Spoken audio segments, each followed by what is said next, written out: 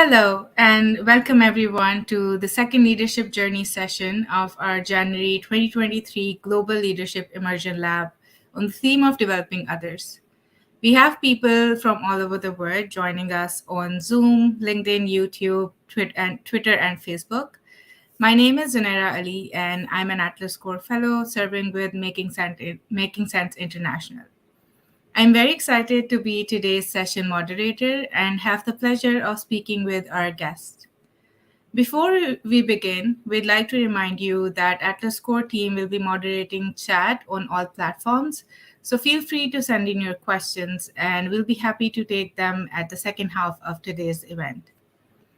To warm us all up a bit, here's an icebreaker question for everyone.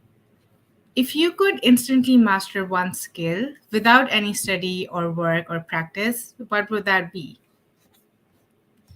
I see that our team is pasting that question in chat on all platforms. So send in your answers. And while you're writing your answers in the comment sections, let me introduce today's guest. Today, we'll be joined by Mr. Victor Ochen, who is the founder and executive director for African Youth Initiative Network. Born in northern Uganda, he spent 21 years as a refugee and transformed his experiences into leading the anti-child soldier recruitment campaign amidst the war in northern Uganda. He is one of the most important figures in Africa in struggle for human rights and justice.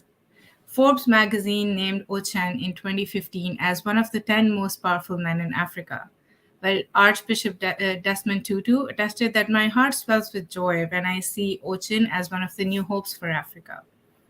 Through his initiative of societal healing and social transformation, he has provided reconstructive medical rehabilitation to more than 21,000 war victims.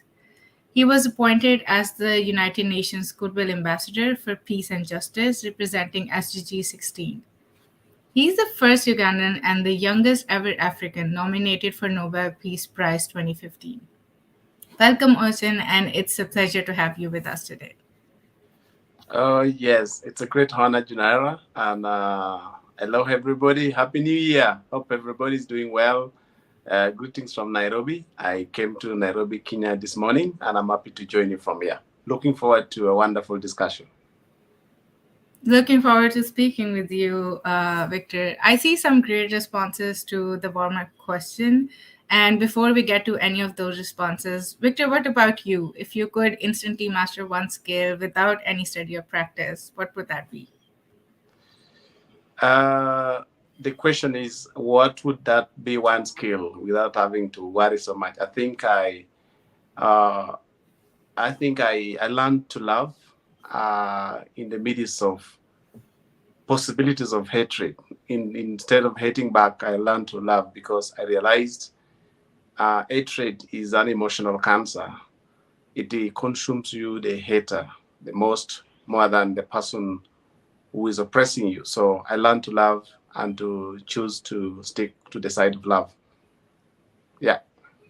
That's a wonderful response. We take love as more of an instinct emotion, but I see that you take it as something that you want to put your conscious efforts in. And we see some responses from our audience as well. People want to learn new languages, public speaking, networking. Some of us want to learn how to cook without putting in a lot of work in it. But to kick things off, Victor, I'd like to know more about you. So tell us a little bit about your background.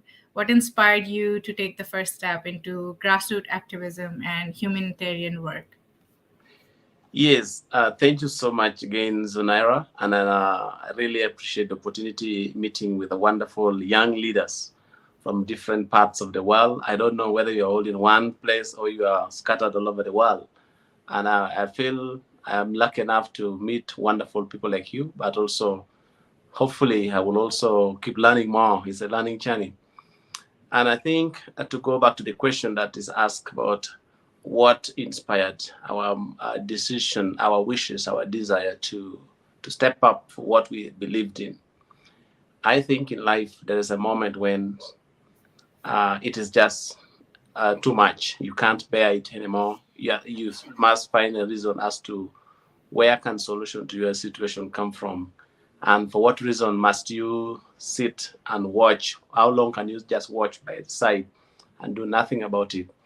Of course, in every hard situation, something good comes out of it. But the most difficult part is in a conflict situation. It's very difficult for something good to come out of conflict. Always, we hear people celebrating war heroes as people have brought an end or brought change in conflict or something like that.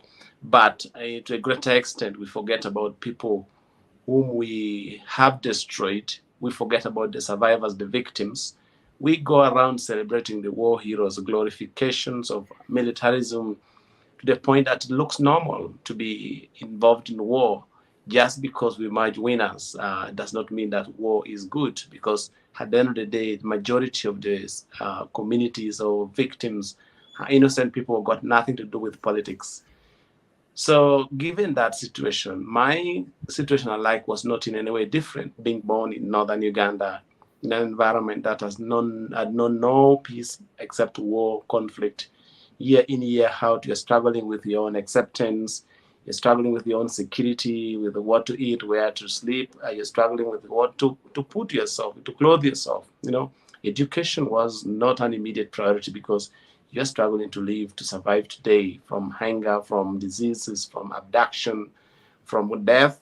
And you would want to study like any other kids, but of course it wasn't a priority then. But still, it's what we thought, that let's make it a point that regardless of how tough situation is, let's look for the best in us.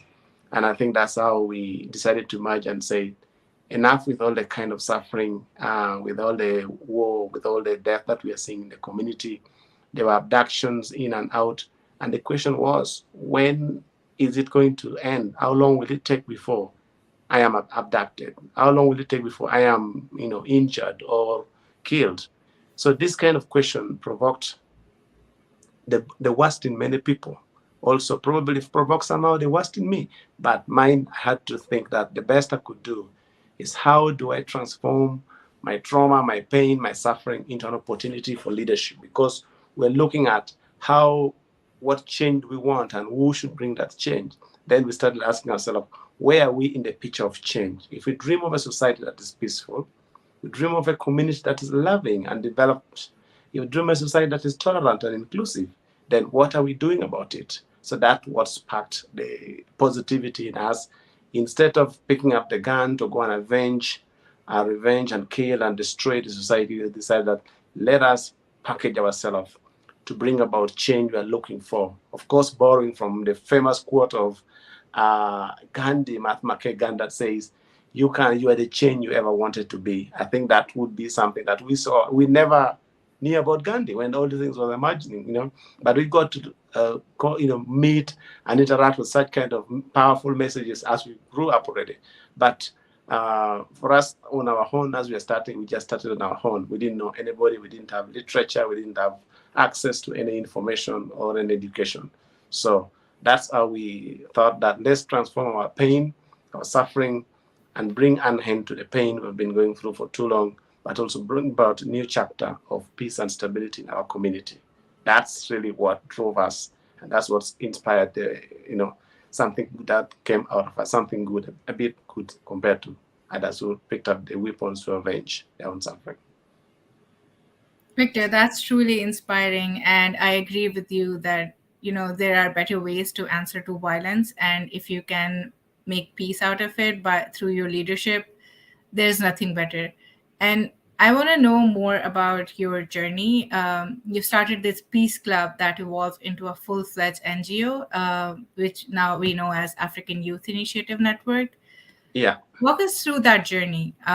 When did you realize that it could become bigger than just African movement, not just focused in Uganda, but the whole Africa?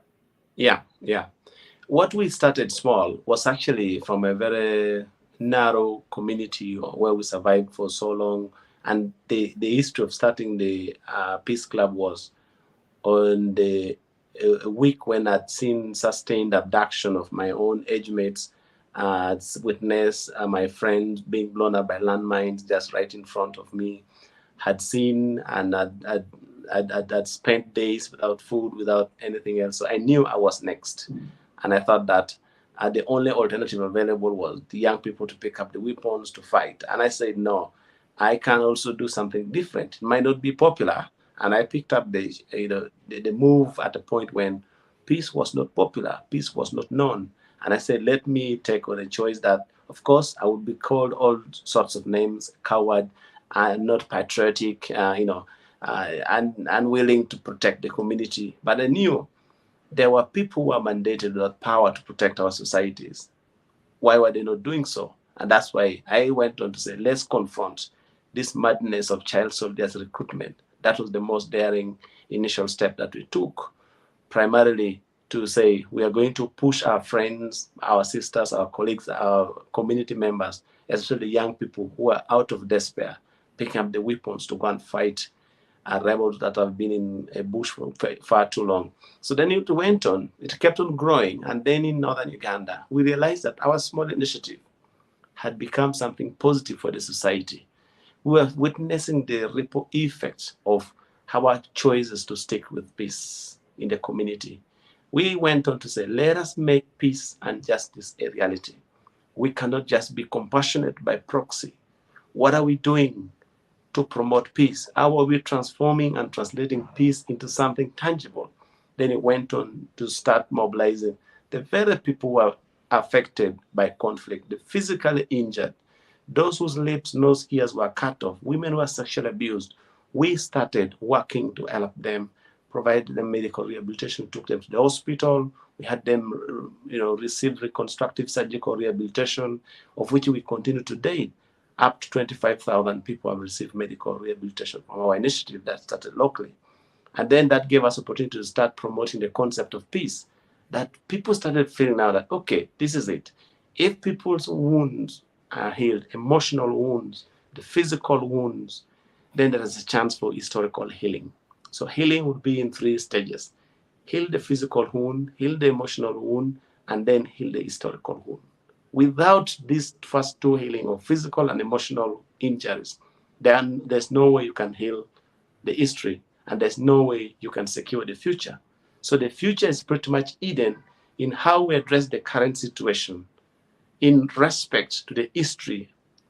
We learn from the history to address the situation now in order not to repeat again what has happened. So it's cartoon spreading from the northern part of the country to the national level, which became very purchasable. People started buying the ideas. We went on to be engaged at a very continental level. We started what we call Africa Continental Youth Peace Education and Leadership Development. We brought people from West Africa, from Southern Africa, from East Africa. We built the Solidarity Network and movement around. Then we got involved in United Nations initiatives. My organization actually participated in consultation that led to the drafting of the UN Security Council Resolution 2250, which is on the role of youth in peace and security. So that's at a global level. Then we also went on in 2016, when 2015, we were requested by the Office of the Secretary General to launch the Sustainable Development Goal. So I was the official flag bearer for Goal 16, and we raised the Goal 16, which out of 17 flags, which was being raised around the world, the goal for peace and justice was raised in Africa, and it was raised in Uganda, which I did. So those are the historical mileage that we made that went on. But also right now, what we see has become very important. Let me also say this to our fellow leaders who are on this platform. What started small in Uganda, in northern part of Uganda, became a national engagement with all the recognition I started getting. The nominations came in, awards came in, recognition came in. And then last year, when the Ukrainian war started, we actually were involved. We were approached by the group of psychologists and psychiatrists who are working to support victims of war in Ukraine. And then there are these hundreds of expert psychologists and psychiatrists who are working to support these women and children who have been affected, women who are sexually abused, raped as a weapon of war, children who are directly affected, And then they were looking for, they are really qualified people with PhDs and masters and really well-educated folks in Europe. But one thing they were looking for, they didn't know how to handle the situation of women and children who are directly affected by conflict. So then they looked around the world and they found that, unfortunately, or this, this experience exists in Africa. And when they kept on scanning, they realized that we were playing a very lead role in that, so they approached us. So from May last year to date, we have been providing training for Ukrainian and European psychiatrists and psychologists who are working to directly support victims, especially women and children who are directly affected by war. And now we are in the process of organizing a global social justice conference, because we know a lot of initiatives, especially the psych community, the psychologists and psychiatrists, is being abused for the military, for the purpose of military agenda. The role psychiatrists are playing in, inflaming conflict or inflaming injustice is being manipulated. So we are saying, let's now design a platform that gives us a global avenue to protect the integrity and image of the psych communities, because it's needed. So that's how it started, from a very small lens in Uganda, went on to become a very regionally powerful network. Because we mobilized, we are now coordinating a web network of psychologists and psychiatrists from Uganda, from South Africa, from Sierra Leone, Liberia, who are intervening not only on Ukrainian situation, but also supporting victims of war in Congo, in Ethiopia, in other neighboring countries as well.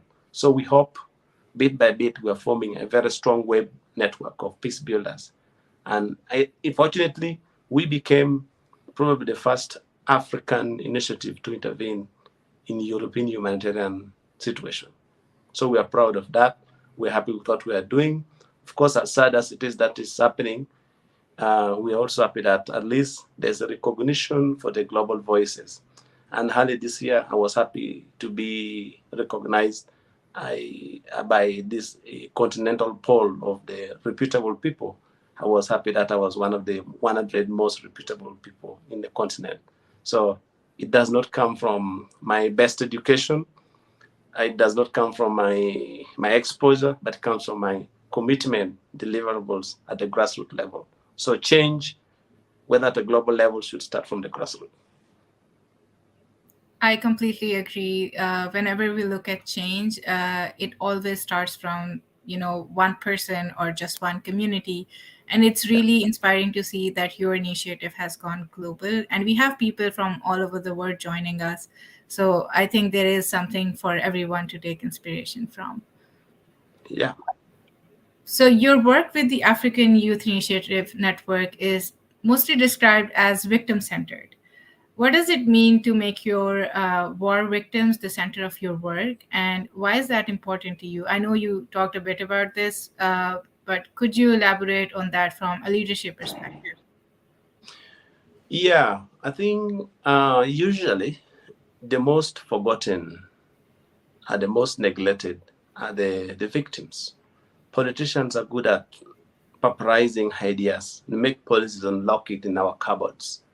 If for sure politicians meant well for the nations, every countries on this planet have got very beautiful constitutions. Every country have come up with fantastic policies. But why is that people continue to suffer? We have a perfect international communities of United Nations and all that.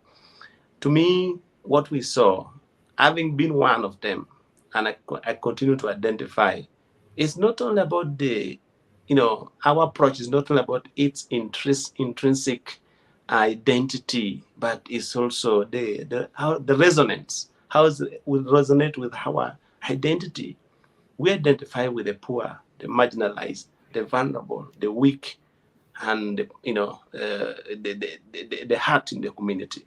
So then we decided that our commitment should be about delivering justice, delivering peace, restoring dignity of the most unfortunate, those who have been through decades and mileage and torturous experience of injustice. There's so many forms, nations and politicians and system commits atrocities on the innocent people.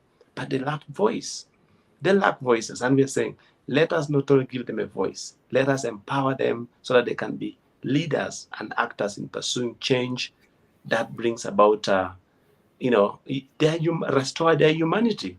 So our choice in this case is we are a very victim-centered initiative. We look into usually from the most excluded corner of the society and the most abandoned. If you look at the young people are at the center of attention, the youth are at the center of fear, they're at the center of hope, they're at the center of pain for everybody. But how can we now turn around and make sure that we can modify the fear, the hopelessness, what we see as a threat to be an opportunity? To me, the best energy for growth, the best energy for peace is not military energy, is not military might, it's not nuclear weapon, it's the energy of the young people. If we can turn that, we can humanize the face of peace, humanize the face of justice, humanize the face of development, then we are going to work for the rightful, legitimate honors of development, of peace and justice, which is human being. Thank you, Victor, for pointing that out. And I wish that we could keep talking about this, but in interest of time, I'd like to focus on something that resonates with everyone, especially for those of us who are social impact leaders in our own communities. Many of us struggle with finding the balance of desiring to make an impact within our communities on the ground while having access to opportunities with large international organizations abroad. Though these international roles might still benefit our communities by impacting policy and funding on a larger scale, how do we address the migration from our community and combat brain drain? Well, I think that is a very big issue right now. The migration crisis. Let's say there's migration, and actually we sometimes we just blend it to be but there's this modern slavery which we are seeing in many other parts of the world. That's the most painful one. First of all, human beings are supposed to move. People move because they're economic migrants, others are looking for potentials and all those things. But when you look at how it has been classified, there are people who are migrating from developed or developing countries to developed countries. And there are people who are moving from developed countries to poor nations. And there are people who are moving from poor communities or underdeveloped countries to maybe developed or developing countries. So this kind of the nitty-gritties of classification of who should stay, who should remain. I think first thing first, a lot of people ask me, I travel a bit, and whenever I travel, people ask me, what have you forgotten with in Africa that you keep on going and coming back? You could stay in America, you could stay in Europe, you could stay in a place where there's less problem. And I always told them, say, look, I am not here to look for how life should be better for me. If war or suffering or poverty is the reason why people move, that is the reason why I will stay. And the reason why I want to stay is because I want to transform war into peace. I want to transform that poverty into development. I want to let go of that injustice and create an environment where the Africans will have positive outlook of themselves, and the global perspective or perception of Africans will also change. So there's about improving the mindset, the attitude among Africans and towards Africa. So this is something that we should be doing all the time. So to me, people move, yes. If they are finding it too difficult to stay, they have no choice but to move. I've seen many people living, especially in the eastern horn of Africa, flooding the Middle East. They're living a very destitute life, desperate life of, slavery. But if you ask, why do they live? And they say, we have no options. We'd rather live slaves than being brutalized and being undermined, dehumanized in our own country. And that's the despair. But of course, it comes into what policies are we going to, the conventionality of all these kind of things should be thinking that there is a moment in life when you are weak as a human race. You are weak that you cannot protect yourself. You cannot protect your loved one. Neither can you buy what the pain, the suffering that your loved one is going through. We have seen it during COVID. When COVID came, in as bad as it has been, and it still is, but COVID was an equalizer. It was a reminder that we are all human beings, regardless of whether you have private jets or private yachts or mansions. Our life is just as vulnerable as the poor and weak and every other person. So the reason why people migrate could be war, could be poverty, could be historical injustice, could be misinformation, or could be, man-made or natural disasters. It's about keeping our response human. It's not about politicizing our response to the point that we don't see humanity in them.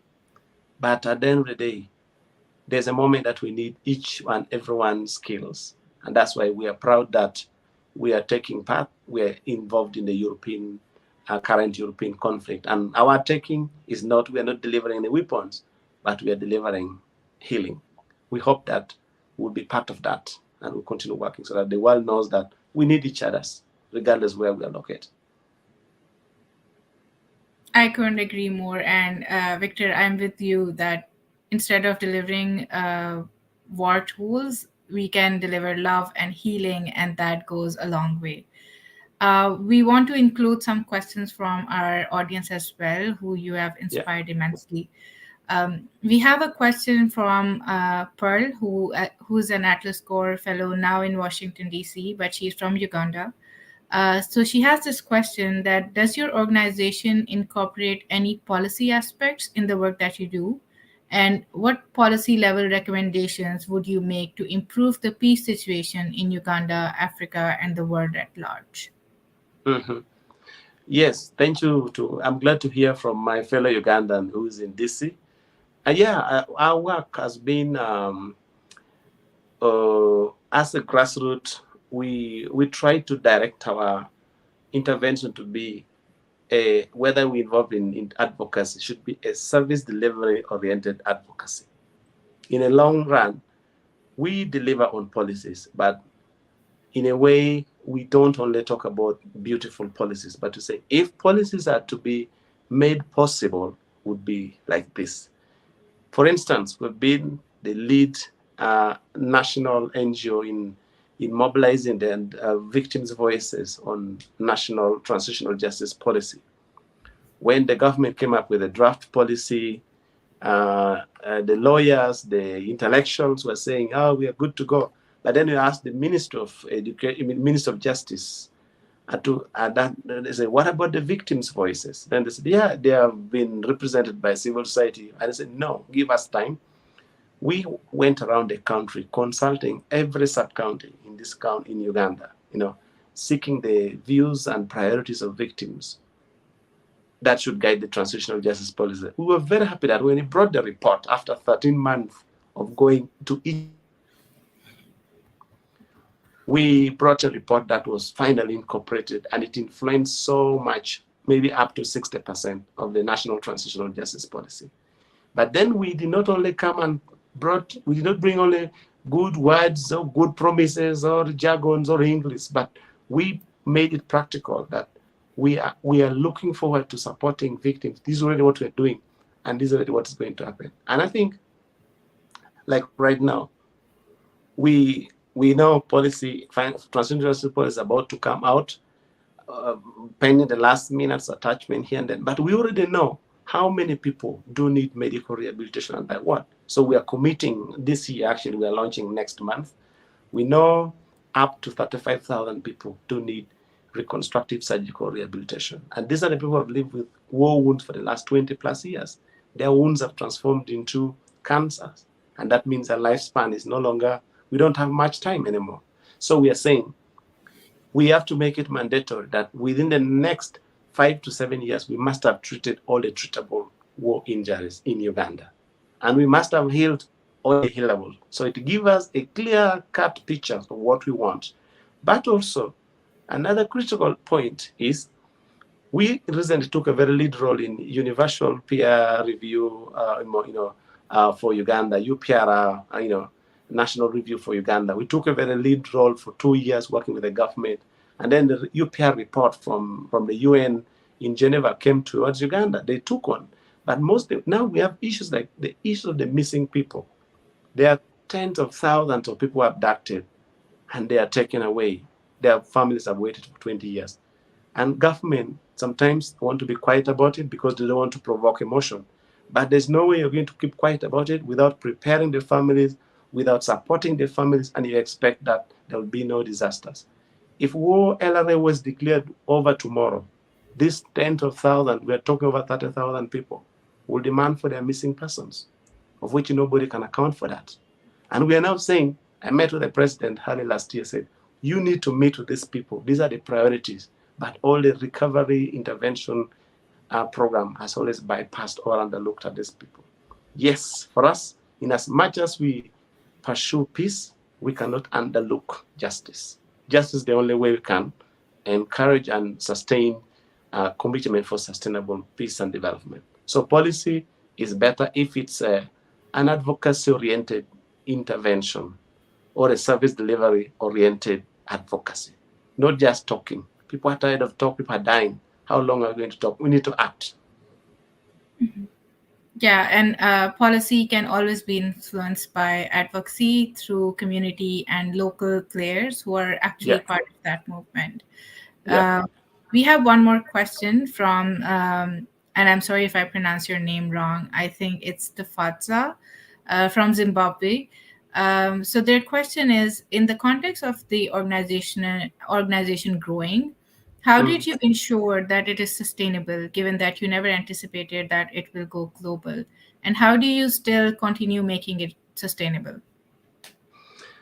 Yeah, I think that's a very important question. Sustainability, it's a big issue. So we never thought, first of all, most NGOs in Uganda or in Africa, especially the local NGOs, does not see their third or fourth, fifth anniversary. But we've been there for the last 17 years, and we are getting bigger and better. We actually are expanding.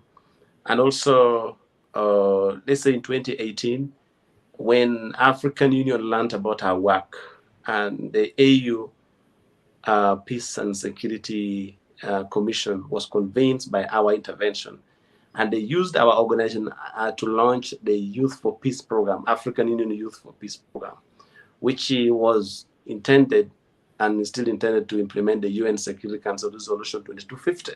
So what we did, a small intervention in the north or in Uganda, we thought it was something small, but it's now inspiring even African Union to launch a continental framework on the role of youth in peace and security. So in a way, such kind of acknowledgement contributes towards credibility and trust and all that. But of course, I think number one reason for success or for sustainability is being grounded. I think if you're not grounded, you are a city person, you're going to, every intervention must have a constituency. If you want to succeed in every intervention, whether it's an NGO, you must have a constituency where you fall back. If you come from a village, now that your village has taken you to the international community, can you bring international communities to your village? So that's the kind of mindset that we should be having. Be grounded. And when you're grounded, have people who will be there with you, whether there's resources or not, there's no resources.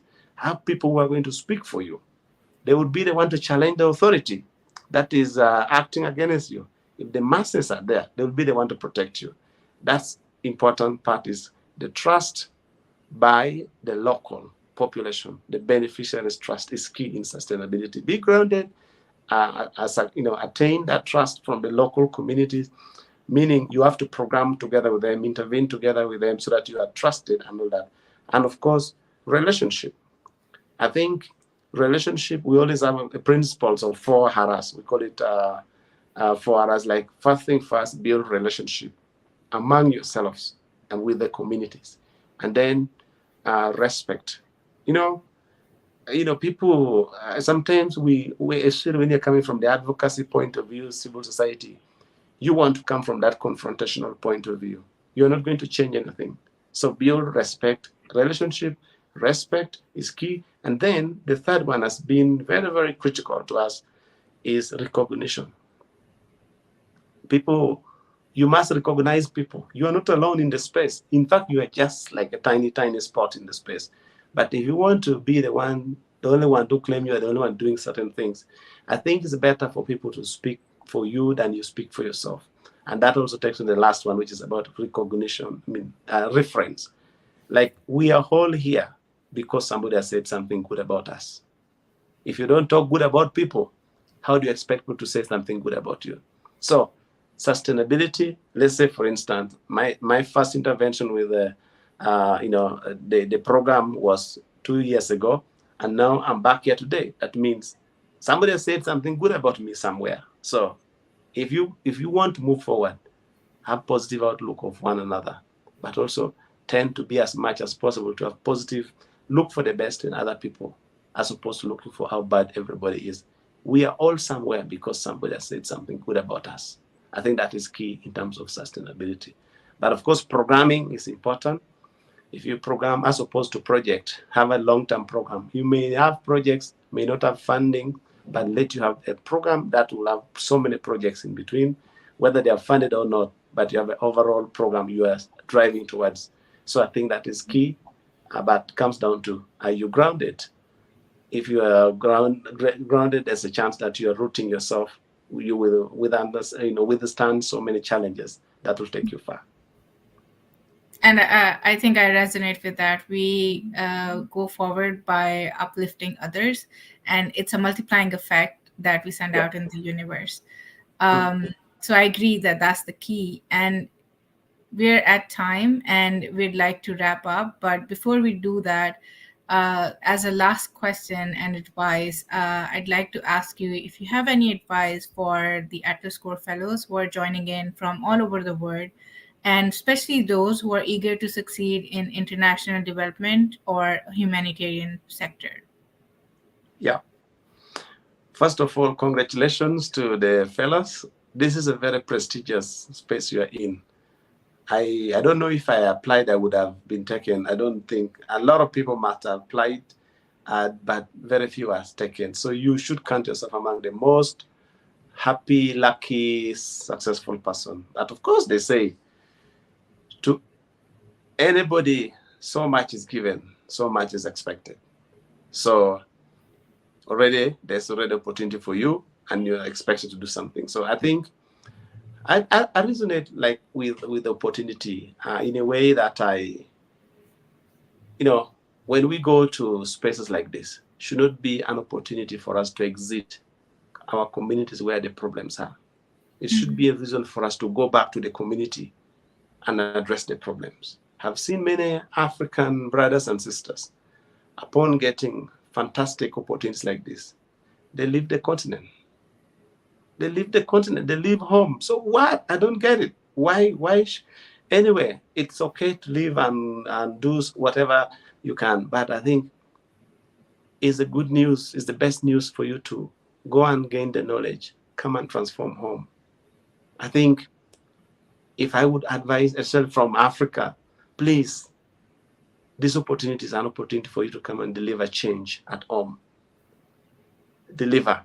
And that applies to everybody, everywhere you are. The world is small. The world is in need of good people like you. So collaborate. And I think you're going to be not only the ambassadors for the Atlas Corp, but also you're going to be the ambassador of good humanity. If our world, as it is, you see how it's shaking from the global point of view, the geopolitics, I think it's getting so shaky, and it need exposed, well-informed, clearly minded people, good-hearted people like you to take leadership at a grassroots level and bring about change. And most importantly, let's represent your continent, you represent your country, wherever you are, with integrity. And that is very, very important. That would be my small word. Ask yourself, in the next 10 years, where will you be? What will you be? Where will you be? Maybe 10 years might be too far. Bring it to 5 years. And then in the next 5 years, if I'm to be that person in 10 years' time, what can I do in the next 5 years? That's midterm thinking. And also, luckily, we're also discussing this at midway, the Sustainable Development Goal. You remember, we're 2030. We have already spent 7.5 years. And now we are already midway. So it's so timely. Set an agenda. What can you do in the next 2 years so that you can have yourself, that hope, that opportunity, the whole community, the whole world has been waiting for. I really look forward to seeing you take on leadership and bring about the change of land, but most importantly, bring the smile to the community that is looking up to you. Thank you. Thank you so much, Victor, for these inspiring words. And I think we're truly blessed to have people like you in the world, and that gives us hope that there is still so much being done. I would like to thank you for your time and sharing all your expertise and knowledge with us. I'm sure that our audience has a lot to take from this session. Thank you so much, everyone, for joining us today for another leadership journey session of the Actors Core Global Leadership Lab. Make sure to follow us on Facebook and YouTube for more engaging content like this. My name is Zunaira Ali, and our guest today was Victor Ochen, the founder and executive director for African Youth Initiative Network. Please follow us on our website and social media channels to stay updated, and we'll see you soon. Thank you so much, and have a great day. Thank you. Be well.